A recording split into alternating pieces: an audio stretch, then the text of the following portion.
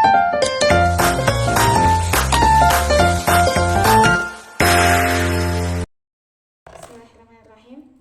Assalamualaikum warahmatullahi wabarakatuh. Perkenalkan, nama saya Ernita dari Prodi PGSD semester 5 dengan NIM 23376 GSD 0761.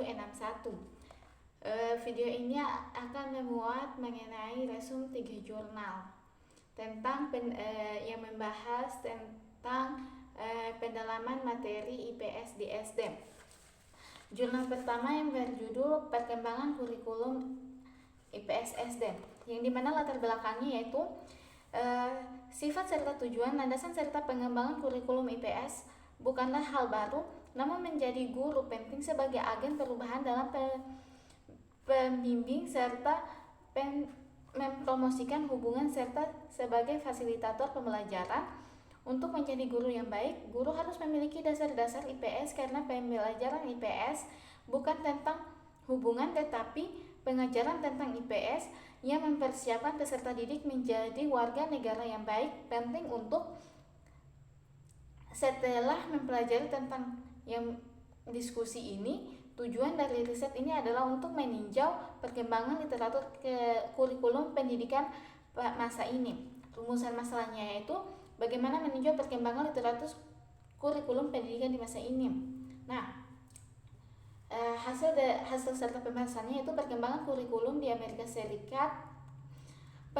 Pengembangan kurikulum itu bersifat desentralisasi, ditentukan oleh negara bagian dan dikembangkan sekolah berdasarkan standar akademik negara.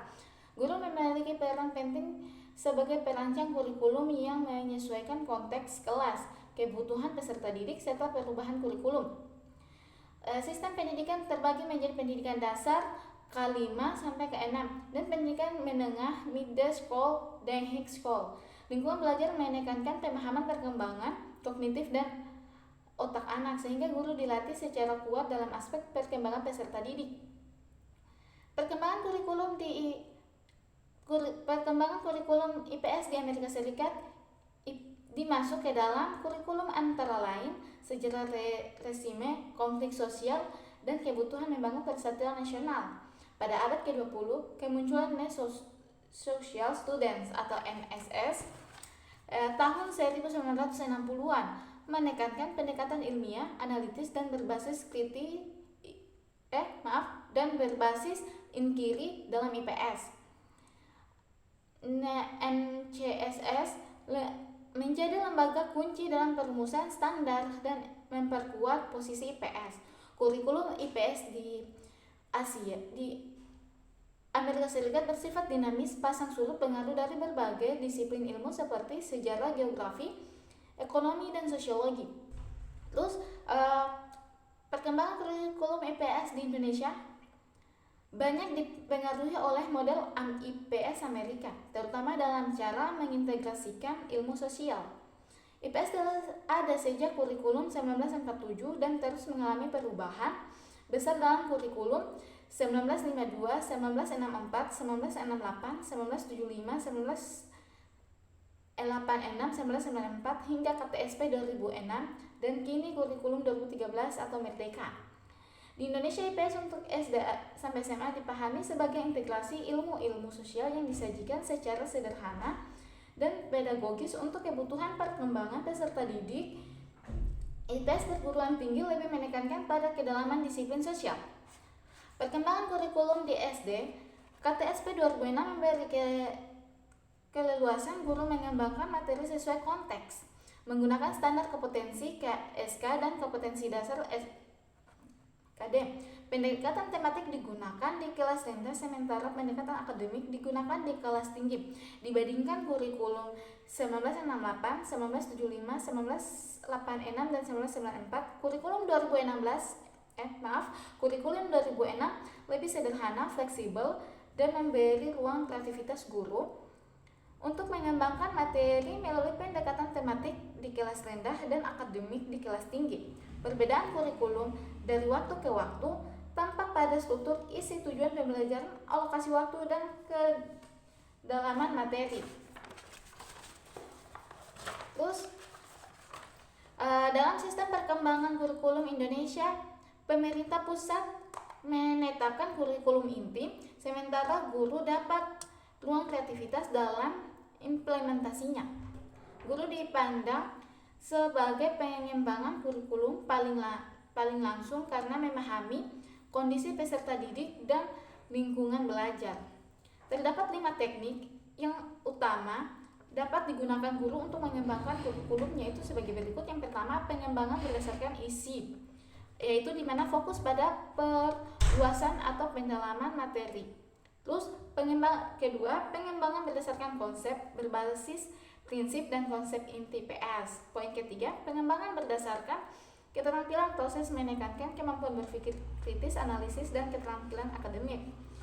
Poin D, mengembang berdasarkan masalah, berpendekatan problem solving, menekankan kemampuan memecahkan masalah sosial. Poin 5, mengembang berdasarkan minat pendidikan yang berpusat pada peserta didik, menyesuaikan minat dan kebutuhan mereka. Terus masuk poin kesimpulan.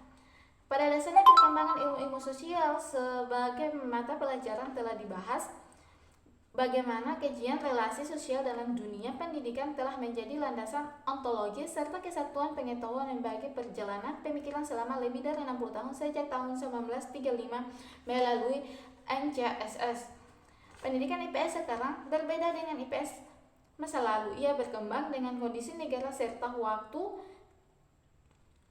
Studi IPS untuk sekolah dasar didefinisikan sebagai studi sederhana ataupun transformasi mata pembelajaran IPS serta humaniora, di mana aktivitas manusia dikembangkan serta ilmu pengetahuan serta psikologis dikedepankan. Itulah materi jurnal pertama.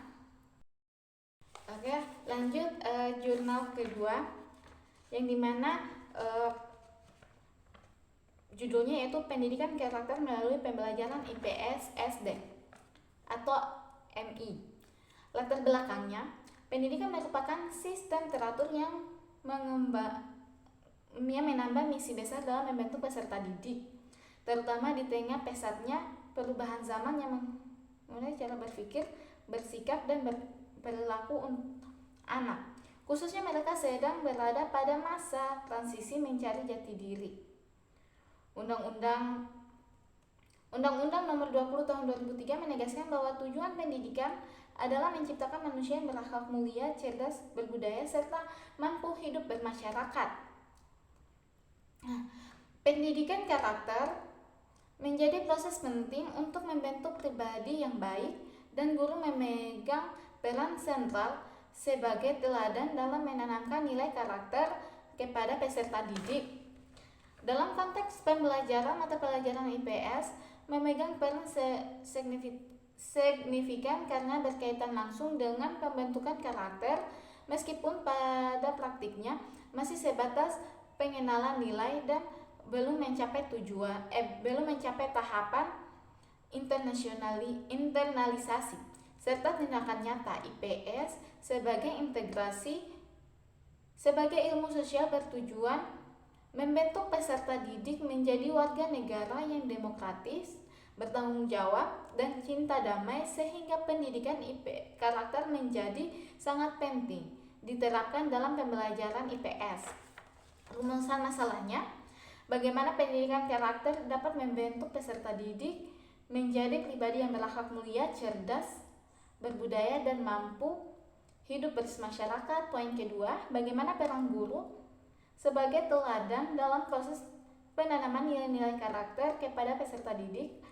Poin ketiga, yaitu bagaimana peran pendidikan karakter dalam pembelajaran IPS untuk membentuk peserta didik menjadi warga negara yang demokratis, bertanggung jawab, dan cinta damai. Hasil dan pembahasannya itu ilmu pengetahuan sosial merupakan kajian terpadu dari ilmu-ilmu sosial yang disederhanakan untuk pembelajaran di sekolah. IPS bertujuan agar peserta didik memahami aktivitas manusia dalam dimensi waktu, yaitu masa lalu, sekarang, dan masa yang akan datang, serta menanamkan nilai-nilai yang baik sebagai warga negara yang bertanggung jawab. Parni 2017. Hasil penelitian menunjukkan bahwa penerapan pendidikan karakter melalui pembelajaran efektif, terutama dengan pendekatan kontekstual. Misalnya materi ketampakan alam Indonesia yang terkait dengan lingkungan sekitar siswa dapat menumbuhkan karakter tanggung jawab, saling menghargai, menghormati, disiplin, kreatif, berpikir kritis, dan kemampuan komunikasi melalui dengan kelompok dan refleksi. Sari 2021.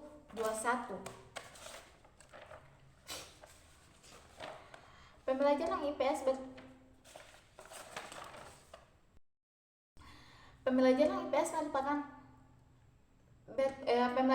berperan sebagai fondasi pengembangan kecerdasan personal, sosial, emosional, dan intelektual peserta didik. Melalui pembelajaran, siswa diajak berpikir kritis, kreatif, inovatif, disiplin, dan bertanggung jawab sebagai individu dan warga masyarakat. Sudrajat dan Hernawati 2020. Proses pembelajaran berbasis pendidikan karakter terdiri dari tahap perencanaan, pelaksanaan, dan evaluasi. Pada tahap perencanaan, guru menganalisis kompetensi dasar, silabus, dan menyusun RPP serta media pembelajaran agar nilai karakter terintegrasikan dalam pembelajaran. Tahap pelaksanaan mencengkang pendahuluan, inti, dan penutup, di mana guru berperan sebagai teladan bagi peserta didik. Evaluasi dilakukan untuk mengetahui pemahaman siswa sekaligus menanamkan karakter. Komalasari 2009.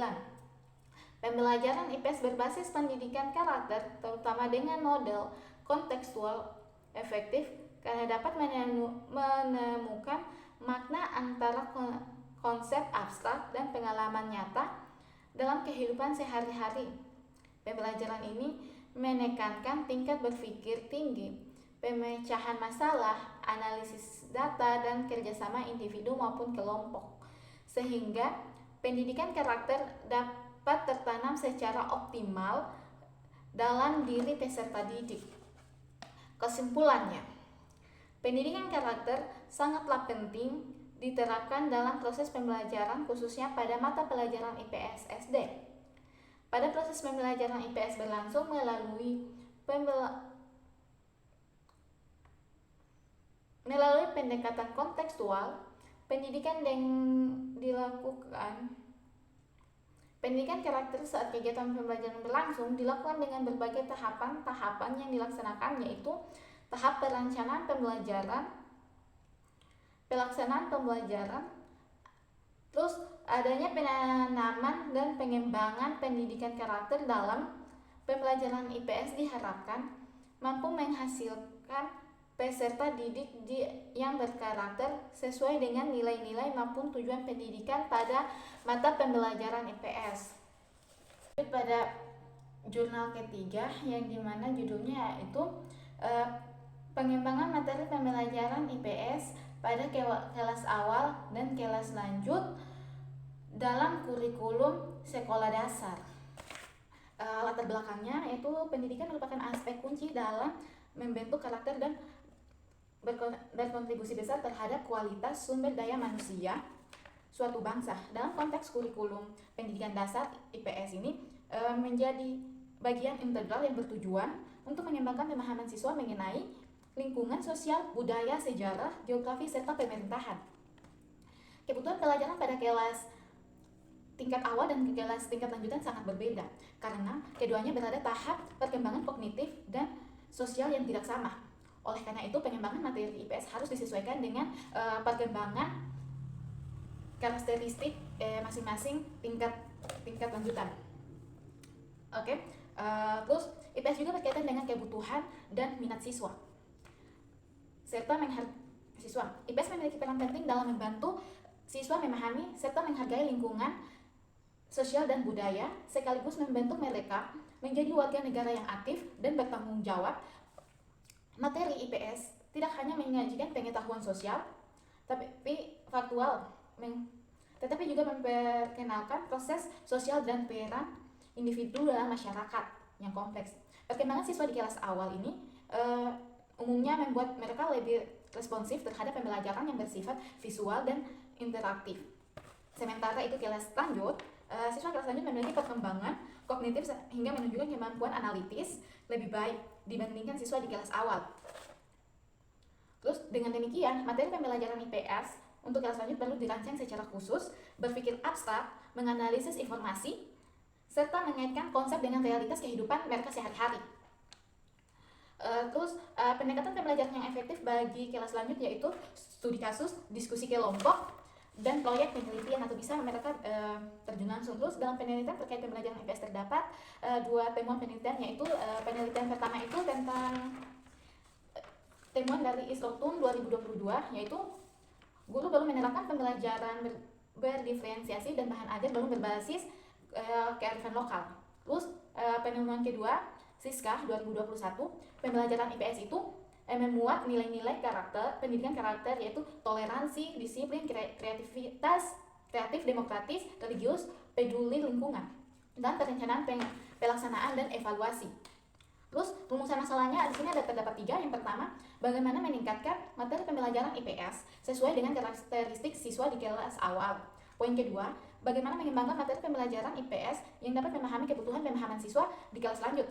Poin ketiga, bagaimana menerapkan pendekatan pembelajaran yang menyenangkan dan berpusat pada siswa dalam pengembangan materi IPS untuk kedua tingkat kelas awal dan tingkat kelas lanjut. Setelah itu masuk bagian tujuan, yaitu menganalisis kebutuhan siswa kelas awal dalam pembelajaran IPS. Poin kedua, mengembangkan materi pembelajaran IPS yang sesuai dengan kelas lanjut. Terus poin 3, menganalisis kebutuhan siswa kelas lanjut dan pembelajaran IPS. Poin 4, mengembangkan pembelajaran IPS yang dapat memenuhi kebutuhan pemahaman siswa kelas lanjut. Terus kelima, menerapkan pendekatan pembelajaran yang menyenangkan dan berpusat pada siswa dalam pengembangan materi IPS untuk kedua tingkat, yaitu tingkat kelas awal dan tingkat kelas lanjut. Terus hasil dan pembahasan dalam jurnal ini yaitu pertama, poin A, yaitu pengembangan materi pembelajaran IPS kelas awal. Terdapat poin pertama, yaitu analisis kebutuhan siswa kelas awal. Pada tahap ini dilakukan analisis terhadap kebutuhan anak siswa kelas awal, kelas 1, kelas 2, dan kelas 3. Dalam pembelajaran IPS, data diperoleh melalui observasi di kelas, mewawancara dengan guru, dan kuesioner terhadap siswa dan orang tua.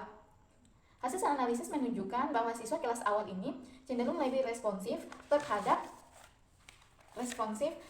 pembelajaran yang disajikan secara visual, interaktif, dan bermain. Mereka juga memiliki minat yang tinggi terhadap cerita-cerita pendek dan gambar yang menarik. Terus desain materi pembelajaran untuk kelas awal itu berdasarkan analisis kebutuhannya. Materi pembelajaran IPS untuk kelas awal dirancang dengan memperhatikan pendekatan yang menyenangkan dan berpusat pada siswa. Beberapa strategi yang digunakan yaitu penggunaan gambar dan ilustrasi yang menarik untuk membantu siswa untuk memahami konsep IPS seperti lingkungan, keluarga, dan masyarakat.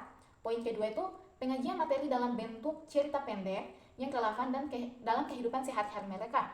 Poin ketiga, penggunaan permainan peran dan simulasi untuk memperkuat pemahaman siswa tentang interaksi sosial dan peran dalam masyarakat.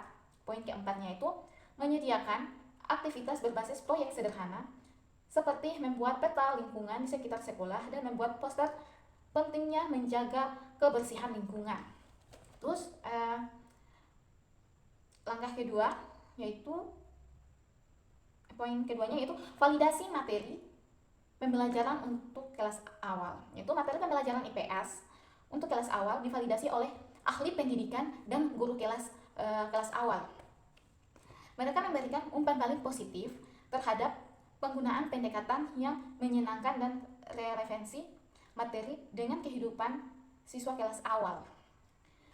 Masuk poin B, yaitu pengembangan materi pembelajaran IPS di kelas lanjut. Poin pertama, analisis kebutuhan siswa kelas awal lanjut. Siswa kelas lanjut memiliki kemampuan analisis yang lebih matang serta minat tinggi terhadap pembelajaran yang terkait dengan kehidupan nyata. Data diperoleh melalui observasi, wawancara guru, kuesioner siswa, dan orang tua. Terus masuk bagian poinnya, poin 2, desain materi pembelajaran kelas lanjut, yaitu materi disusun agar mendorong kemampuan berpikir kritis siswa. Dengan strategi seperti berikut, yaitu penyajian materi melalui studi kasus tentang peristiwa, sejarah atau masalah sosial yang relevan dengan kehidupan siswa, sehingga memungkinkan mereka menerapkan konsep-konsep IPS dalam konteks nyata. Terus kedua itu diskusi kelompok untuk memfasilitasi pemahaman yang lebih mendalam tentang berbagai sudut pandang terhadap isu-isu sosial dan kebijakan publik. Poin 3 itu proyek penelitian sederhana dan memungkinkan siswa untuk mengembangkan keterampilan analisis, sintesis, dan penyajian informasi secara tertulis maupun lisan.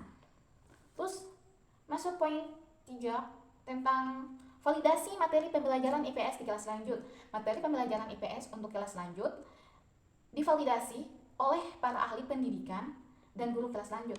Umpan balik yang diterima menunjukkan bahwa materi pembelajaran tersebut dianggap relevan dengan kebutuhan siswa kelas lanjut dan mampu mengembangkan keterampilan analisis dan pemecahan masalah mereka. Terus masuk, itulah hasil dari hasil pembahasan dalam jurnal. Masuk setelah itu kesimpulan dari jurnal pertama, yaitu kesimpulannya dan hasil penelitian dapat disimpulkan bahwa 1. Materi pembelajaran IPS untuk kelas awal dikembangkan dengan memperhatikan karakteristik perkembangan kognitif dan sosial siswa dengan pendekatan yang menyenangkan dan berpusat pada siswa seperti penggunaan gambar, cerita pendek, dan bermain peran. Terus kesimpulan kedua itu materi pembelajaran IPS memahami dan menerapkan konsep-konsep IPS dalam konteks nyata untuk menanamkan kemampuan analisis siswa kelas lanjut dengan menggunakan studi kasus, diskusi kelompok, dan proyek penelitian.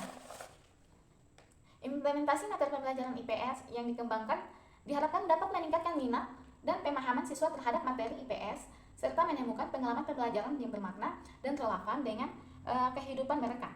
Penelitian ini memiliki implikasi teoritis dalam pengembangan pendekatan pembelajaran IPS yang sesuai dengan karakteristik siswa kelas awal dan kelas lanjut, serta implikasi praktis yang signifikan bagi guru dan pengambil kebijakan pendidikan.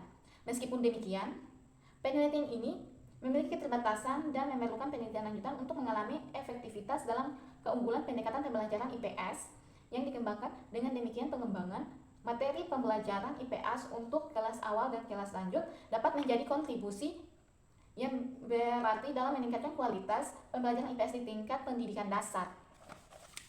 Baik, itulah materi dari 3 jurnal. Sebelumnya terima kasih. Wassalamualaikum warahmatullahi wabarakatuh.